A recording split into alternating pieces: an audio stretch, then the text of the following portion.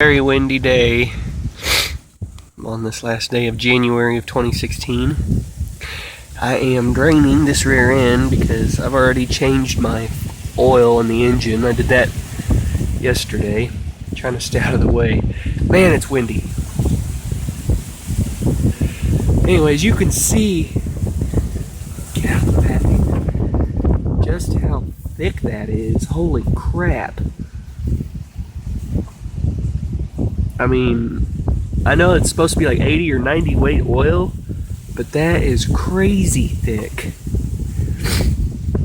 And it's not really cold out here. Today's actually we're setting records here because it's been in the 60s, the mid 60s the last couple days. So it's not super cold, but man, that is some thick oil.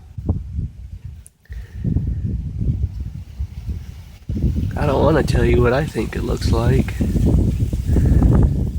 I'm just making a mess. Try to adjust that. Don't want it going all over my mother-in-law's place. Anyways, the tractor's not doing bad. I've come to the conclusion that I'm going to have to get into the carburetor.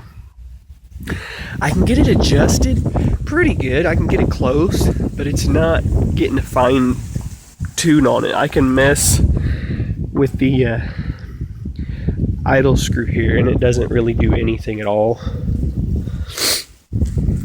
But so I'm probably gonna have to get into that and clean it, especially as long as it's sat. You know, they didn't really use this thing, so it's done a lot of setting. I'm gonna have to get the gas tank off. There's a lot of sediment in it. A lot of sediment. But I think it's got one of those in-tank filters on it he made. But yeah, I had this thing running this morning. It fired up okay. It took it a second, but not bad. I'm learning some more that this is a pretty common place for the regulator to be on these, at least for these 53s. Some people have them mounted up there. I've seen several guys say that, you know, my grandpa bought this new, he's never messed with it, it's right there. Other people say they're mounted up underneath the hood. So I don't know.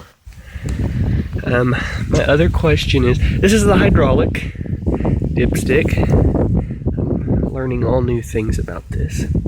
Anyway, so this is actually where you fill it at. And I thought it was weird because I thought maybe the dipstick would come out with the cap, but it doesn't. And so I want to know if it's broke or it's supposed to be like this. Of course, you know, it's probably got some dirt and stuff in it because it's, who knows the last time it was used, guys. And it just kind of seems like that would, oh come on, there we go.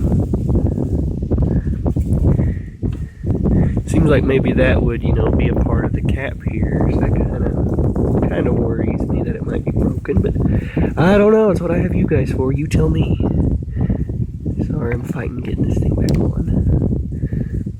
But it's a neat tractor. I know John Deere's are more unique because they're a 2-cylinder design, but to be very honest with you, I like a good 4-cylinder engine. I like the purr of it.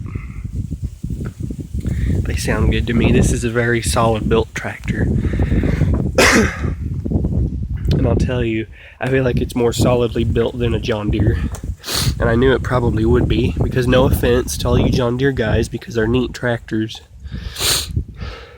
Back in the good old days, I think John Deere was known for being a cheaper tractor for the poor farmer, because, you know, that's just what they were. 2 cylinders, there was less to them. Very reliable, nothing wrong with that. But I just feel even the metal feels thicker. You know, this one's cast iron, and my other one was pressed steel. You know, good heavy built transmission. Well, yeah, obviously, good heavy built wheels, good wheel weights. So it just feels all around very solid. Yeah, getting to all that crap. I'm gonna have to put some diesel in here and do a good flush on it. This is all I've been doing today. I tried to fine tune the carb some more, but it wouldn't. Even though it runs, I think I'm still gonna do an ignition tune-up on it, and I'm gonna go ahead and adjust the valves because Lord knows how long it's been since the valves have been adjusted. And then after I get the valves adjusted, well, I may have to do that water pump at some point. It's supposed to be here sometime this week. Just some little stuff, getting it cleaned up. I've lubed most of the points on it, but I caught a couple I didn't get, like the one up there on the steering shaft. And it's supposed to be a couple on the water pump itself for the bearings. I may try shooting some grease in there, just so while, before I change it while I'm running it, it ain't going to do more damage, or I risk the fan going through the radiators. So that's all I've really been up to today, is just checking fluids, tinkering, and right now I'm draining the rear end.